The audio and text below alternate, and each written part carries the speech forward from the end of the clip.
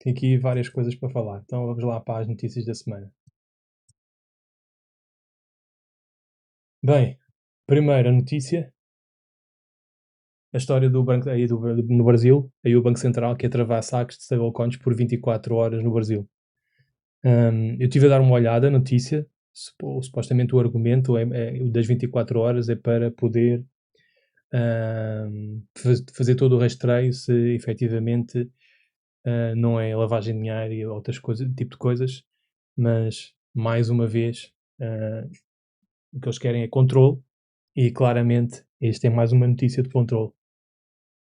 Por isso, não sei se efetivamente vai avançar, se não vai avançar, não sei exatamente como é que funciona esse tipo de coisas no Brasil, mas é algo que fica complicado, ok?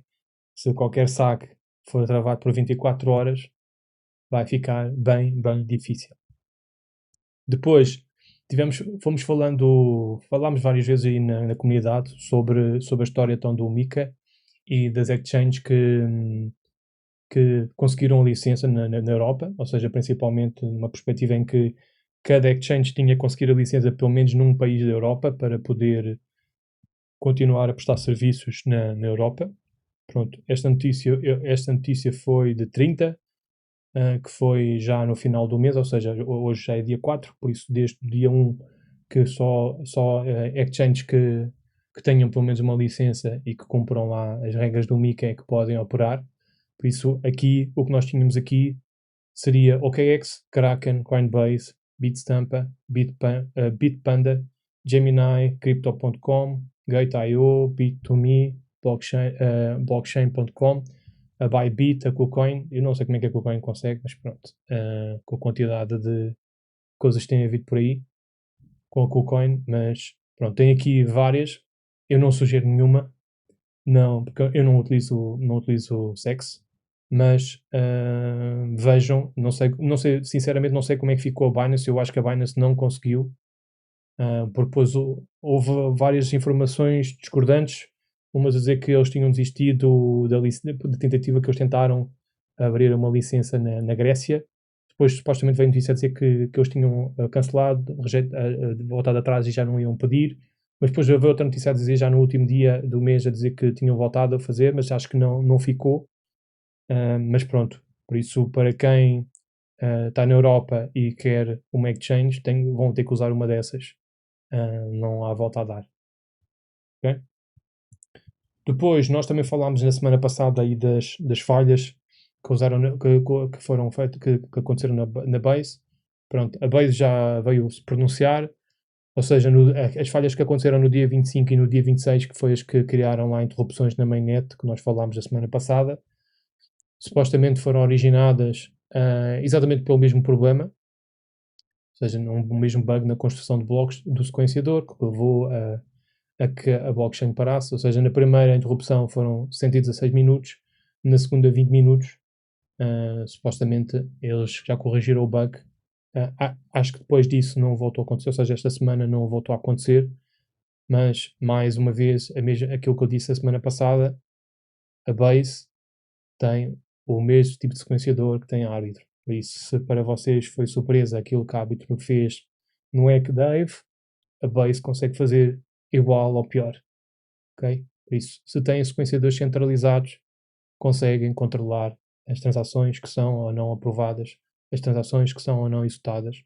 Por isso, pensem bem e entendam qual é que são os riscos desse tipo de Layer 2. Ok? Continuando. Aqui, voltar ao conteúdo. Depois, isto foi as notícias. Vamos aqui agora aqui. Pronto, novo mês, ou seja, novo final de mês, novo relatório do que aconteceu no mês passado. No mês de junho tivemos então 81 milhões foram perdidos em exploits, scams, por aí fora, phishings, em que 12,7 milhões foram total atribuídos a phishing. Okay? Existiram 67 incidentes registrados em junho, tendo o maior número de incidentes desde o início de 2026. Okay? Apesar de ter sido um valor menor que aqueles 600 milhões que tivemos, salvo erro, há 2 meses atrás, tivemos mais incidentes desta vez. Okay? Por isso, para quem acha que, como não foi não foi tão notícia porque foram valores inferiores, ou seja, tivemos mais incidentes este mês que passou do que nos meses anteriores, por isso não está a acabar, não está a pausar, simplesmente continua igual, só não foi tão notícia porque simplesmente foram valores menores. Ok? Temos aqui alguns exemplos. Tivemos lá o Humanity Protocol, que foi o que mais foi falado, pelo menos que eu ouvi falar por aí. Tivemos lá a Axelar, tivemos o Polymarket, também vamos falar ali um pouco mais à frente. A semana passada eu falei um pouquinho sobre Cardano, foi essa SecondFi, temos ali também notícia para falar. Tivemos a Taiko, tivemos na Radium umas pools antigas também que houve algumas movimentações. Por isso, os egos continuam, os scams continuam, as falhas de segurança continuam, por isso não melhorou, não continua e, como podem ver, houve mais incidentes do que nos meses anteriores, simplesmente só não foi tão notícia porque os valores envolvidos foram menores. Simplesmente isso. Ok? Depois temos aqui o que também falámos um pouquinho a semana passada. Houve uma atualização, ou seja, o ataque de phishing que aconteceu na Polymarket, ok? Só para 3.1 milhões. Isto analisado baseado no IML Bot, em que eles têm uma análise, nós já chegámos a falar sobre isto aqui nas calls. Eles fizeram uma análise das perdas e das carteiras envolvidas e já vai em 3.1 milhões. Mais uma vez, relembrando, isto não foi um comprometimento dos smart contracts da Polymarket, foi um ataque de supply chain em que o front-end, ou seja, o site, foi comprometido com pacotes que estavam comprometidos na construção, a redundância, do site, que fizeram que pessoas acabassem por perder fundos. Okay? Neste caso está a 3.1 milhões os valores envolvidos. Depois, aqui podemos ir aqui primeiro este, que foi aquilo que eu estava a falar a semana passada que eu não trouxe, foi da SecondFi, promete devolver 2.4 milhões de ADA em 2 semanas. Então, para quem não está por dentro, o que aconteceu foi, salvo erro, se calhar é mais fácil ver aqui. Vou fazer aqui, rapidamente, aqui. Vou fazer aqui um resumo rápido. Mas, supostamente houve uma falha numa ferramenta, salvo erro de carteira. Deixa eu ver aqui. Exatamente, ou seja, um exploit que aconteceu numa carteira na falha da geração de chaves privadas. Okay? Houve vários milhões que foram perdidos, entretanto, esse SecondFi é mais fácil ler, não estar aqui a inventar. SecondFi promete devolver 2.4 milhões de ADA roubados em cerca de 2 semanas após testes finais. Okay? Exploit afetou 16 milhões de ADA em 364 endereços por falha da geração de chaves privadas, okay? Que é algo muito crítico para uma ferramenta, ou neste caso para uma carteira. Não é a primeira nem a última que vai acontecer isto, mas é algo que efetivamente a pessoa acha que está protegida por aquela carteira, gera uma chave privada e afinal aquelas chaves privadas eram fáceis de voltar a ser geradas e não tinham uma entropia forte, que é o que normalmente acontece na maior parte desses casos. Em Murgol, que é supostamente os criadores, isolou previamente 129 milhões de ADA dos custodiantes terceirizados até à conclusão da auditoria. A investigação forense concluída, o protocolo de devolução já foi desenhado pela equipa. O bug no software de geração de carteiras da web de Cardano expôs as chaves privadas dos usuários, ou seja, não foi entropia, foi simplesmente ela estava a expor as chaves privadas. Os afetados foram orientados a não realizar movimentações por conta própria para não comprometer a recuperação. Outra coisa que eu tinha lido, já tinha falado a semana passada, foi que a maior parte das pessoas continua a não entender o que é uma chave privada, o que é uma CIT. Okay? Porquê? Porque um dos primeiros avisos que a SecondFi fez foi que a partir do momento, e eu já expliquei aqui várias vezes, mas vou voltar a repetir, a partir do momento que a chave privada é comprometida, não interessa se vocês pegam naquela chave privada e agora vão recuperar a vossa carteira numa outra wallet de ADA ou de Bitcoin ou de Ethereum. Okay? Se a chave privada foi comprometida, já era. ou vocês rapidamente movimentam os fundos que estavam naquela carteira, ou alguém que tenha acesso à vossa chave privada vai movimentar por vocês. Ok? Não interessa se, não, mas eu removi, eu deletei, apaguei a minha carteira Secondify e restaurei numa outra carteira especial de corrida da ADA. Não interessa. Se a vossa chave privada foi comprometida, não interessa se vocês removeram, se vocês fizeram uma reza, não interessa. Ok? A chave privada serve única e exclusivamente para aceder àquela carteira. Se for comprometida, se for vazada, se a outra pessoa tiver acesso, vai conseguir movimentar os fundos. Não interessa se vocês mudaram de carteira, os fundos continuam no mesmo cofre. Okay? Claro que surgiram, pois, um monte de sites scam, de fóruns de suporte scam, a fazerem-se passar pelo Secondify para tentarem recuperar os fundos. Simplesmente eles queriam era as chaves privadas e sítios de outras carteiras para tentarem não roubar mais essas vítimas. Ok? Eu não sei se estou a fazer confusão. Deixa eu ver se está aqui nas notas. Então, deixa-me ver se eu vejo aqui. Porque eu posso estar a fazer confusão com outro, mas tenho quase certeza que não. Em que supostamente a falha foi após uma atualização que eles fizeram na carteira, que subiu para a produção, ou seja, que ficou disponível para as pessoas usarem a carteira e que não passou por auditoria de segurança.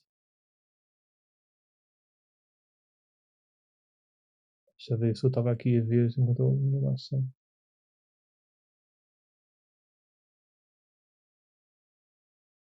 Mas eu tenho quase certeza que eu ouvi isso de manhã quando estava aqui a ver as notícias para falar com vocês sobre isso. Por isso, mais uma vez, na minha opinião, são coisa de pessoas com pouca experiência, porque não faz sentido algo desse género. Uma pessoa que tem uma carteira para cripto, que envolve fundos, que envolve dinheiro de pessoas, e simplesmente tem esse amadorismo, para mim não faz qualquer sentido. Okay? Por isso, se tinham Cardano, se tinham coisas nessa carteira, se ainda não foram roubados, vejam como é que está, mas não sei se vai correr muito bem. Okay?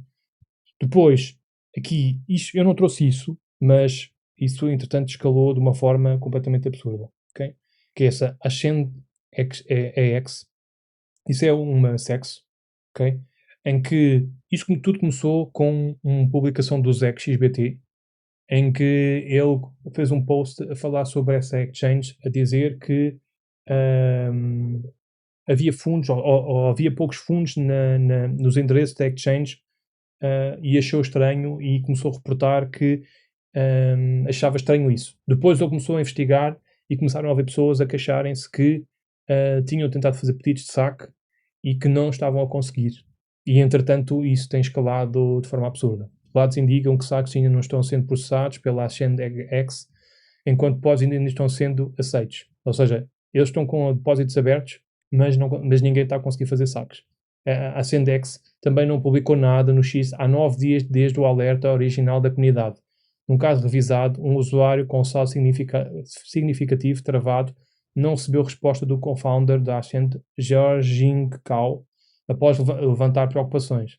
Se você tiver fundos travados, documente cada tentativa de saque, ticket de suporte, ID de transação, e-mail e captura de tela. Em seguida, registre um relatório com autoridades policiais e relevante no seu país. Okay? Muito provavelmente um rug pull daqueles pesados. Okay? Porque não faz sentido ninguém comunicar nada, continuar com os depósitos abertos, mas ninguém consegue sacar. Okay? Vindo de uma SEX. É que transforma alto rendimento DeFi em impostos ocultos sobre liquidez. Eu trouxe isto não foi por causa disso, mas foi pelo tema que foi falado aqui. Okay? Que é algo que não tem sido... Por acaso eu nunca tinha pensado nisso, mas que é interessante. Porque a questão é muito simples. Okay? Hoje, e principalmente neste momento, já não é assim tão válido como isso. Ou seja, antes qual é que eram os critérios para nós colocarmos determinados fundos num determinado protocolo, numa determinada rede? Era muito pelo APY e pela confiança que temos naquele protocolo, mais ou menos, e barra rede. ok? Hoje, com a quantidade de hacks que tem havido e principalmente quando o foco tem sido principalmente breach, por exemplo, hoje não basta nós confiamos no protocolo ou na rede. Ou seja, está muito também interligado entre o risco de poder movimentar os fundos até chegar àquele protocolo para conseguir ter aquela rentabilidade, ter aquele ganho, seja pool, seja yield, lending, stake, o que for. Ou seja, a forma como nós temos que chegar lá, quais é que são os riscos e se vale os riscos para ganharmos aquele determinado yield. Ou seja, existe uma mudança que já não é só pelo yield que nós vamos lá pôr fundos e vamos mover os fundos. Há pessoas a começarem a pensar que se vale o risco de, sei lá, pôr numa árbitro e passar por uma bridge para na árbitro para ganhar mais, sei lá, 2, 3% do que ganhar, por exemplo, na mainnet. Ou ganhar mais 2 ou 3% do que ter na Solana em vez de ter no EVM. E isto é algo que tem vindo a acontecer. Okay? É que eles criaram um imposto oculto, entre aspas, que reduz o rendimento reais de DeFi além dos APIs anunciados. Pontos entre blockchains se tornaram pontos críticos de vulnerabilidades, concentrando grande parte dos ataques. No Q2 foram registrados 88 ataques de perda de 780 milhões em abril, sendo o mês mais crítico. 644, que foi aquilo que estávamos a falar. Ou seja, abril foi o mês mais crítico, apesar deste mês que passou ter sido mais tipos de incidentes, como foi só 81 milhões, salvo erro, tem sido muito, muito dinheiro, ou seja, 780 milhões no Q2. Até junho, ataques contra protocolos DeFi totalizaram 7,85 bi, enquanto pontos sofreram 3,26 bi em perdas. Ou seja, breach, como sempre, vão ser sempre um foco de atenção, porque é ali que passa o dinheiro, é ali que existe maior probabilidade de se conseguir ganhar dinheiro se for alguma coisa desse tipo for explorada. Investidores agora precisam avaliar não apenas o rendimento, mas toda a rota de capital, pontos, carteiras, permissões. Rendimentos altos não compensam riscos de infraestrutura que podem afetar múltiplas plataformas simultaneamente. O mercado cobra um prémio invisível através de spreads maiores, menor liquidez e incentivos mais elevados. Segurança evolui a custo defensivo para ferramentas essenciais de distribuição e retenção de liquidez. Auditorias, recompensas por bugs e controles de emergência tornaram-se partes integrantes dos produtos DeFi.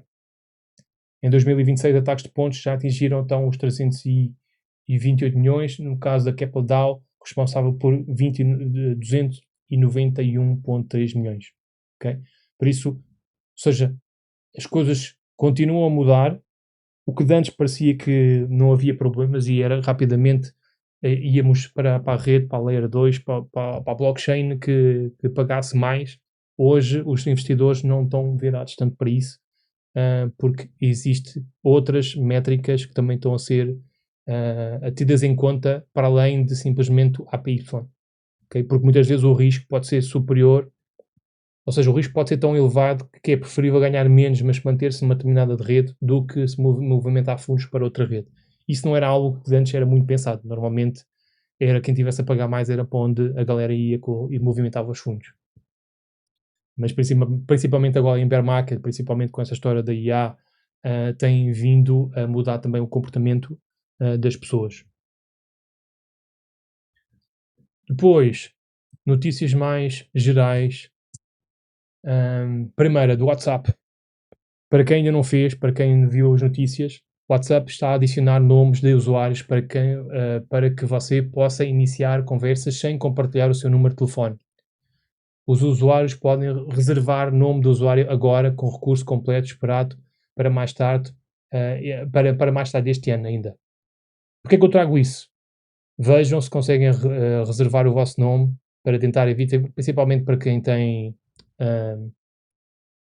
algum negócio, algo que possa sofrer algum tipo de fraude, tentem reservar o vosso nome para tentar evitar isso, ok? Porque com certeza vai haver gente a tentar explorar isso e tentar reservar nomes de empresas, de pessoas conhecidas, para se fazerem passar por elas mais tarde, quando isso efetivamente depois for avante. Por isso, se ainda não fizeram, sugiro que façam tentem reservar um nome que vocês costumam usar, se estiver disponível, ou então tentem reservar um nome que se consiga identificar, okay? Principalmente isso.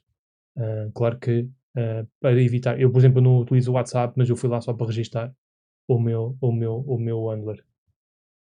Depois aqui uma notícia que também saiu esta semana para quem utiliza Apple, que utiliza a funcionalidade deles de Hide My Email, que é aquela funcionalidade de usar um alias em que não expõe o e-mail principal da conta do usuário, mas sim gera um e-mail que encaminha os e-mails à mesma para a conta principal, mas não expõe o e-mail principal da vítima, da pessoa. Neste caso, foi identificada uma falha que ainda está em aberto, que permite se identificar isso. Ou seja, consegue-se identificar o e-mail original com base no e-mail do alias do Hidden My Email.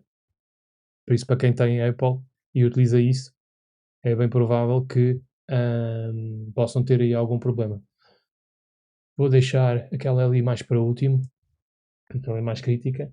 Depois, aqui três notícias diferentes de extensões de browser, principalmente, ok?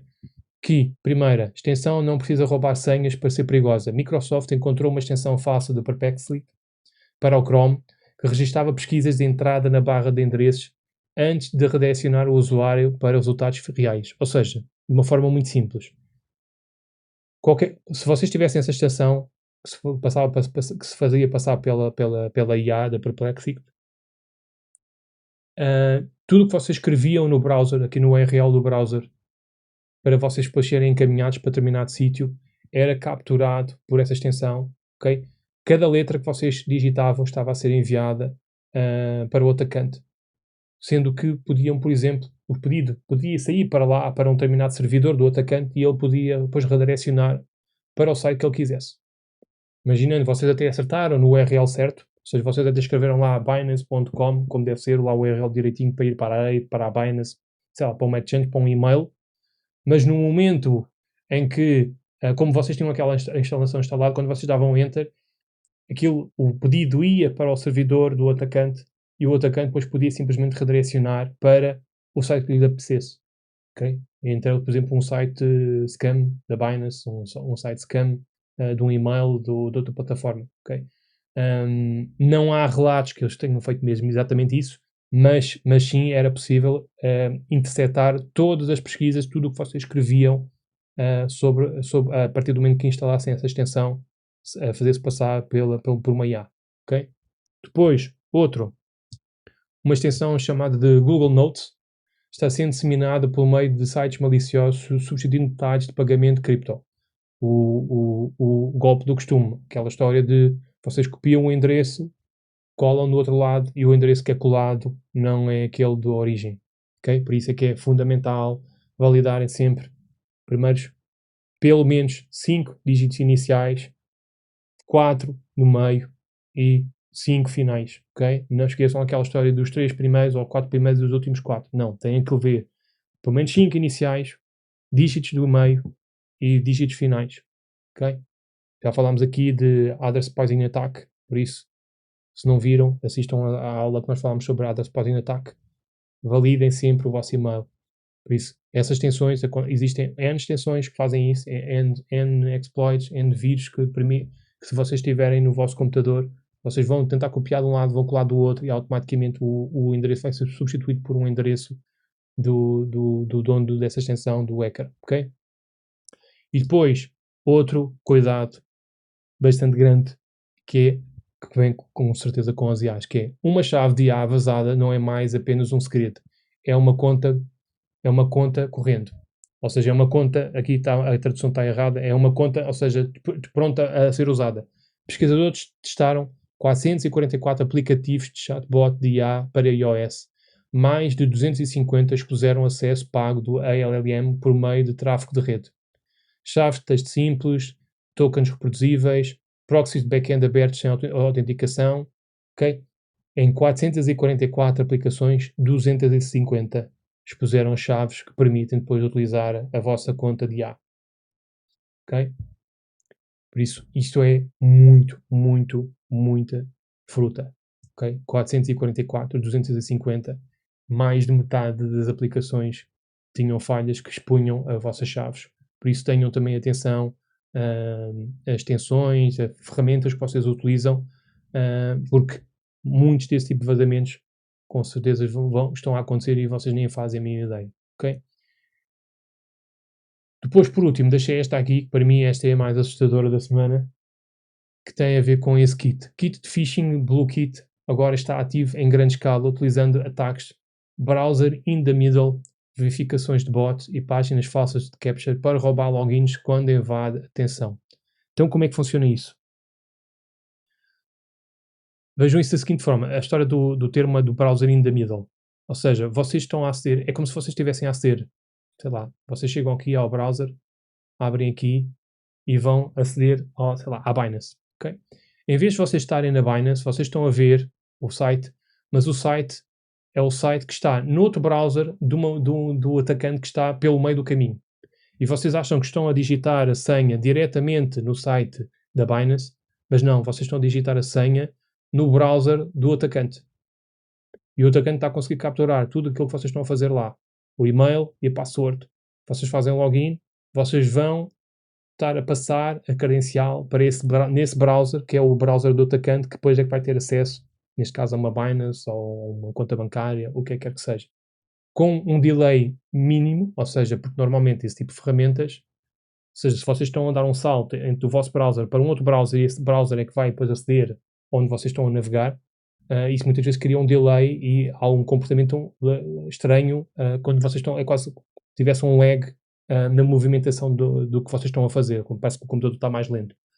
Mas esta ferramenta funciona de uma forma muito boa, que o lag é completamente baixíssimo, ok? E vocês não fazem a mínima ideia que não estão diretamente no site dele, mas sim estão a pôr as coisas num browser que está pelo meio do caminho até chegar à Binance, ok? Isso é algo que eu nunca tinha ouvido falar e é efetivamente algo bem crítico. Por isso, cara, isso está a evoluir de uma forma completamente absurda e esse tipo de ataque é muito difícil de vocês conseguirem no perceber. Vocês vão estar a navegar como se fosse algo normal, só que aparece um formulário para vocês colocarem o vosso user e a vossa password, vocês vão pôr, confirmam e na realidade vocês não estão a mandar diretamente para o servidor, aquilo ainda está aí para um browser de uma pessoa que está pelo meio da comunicação. E de notícias é isso.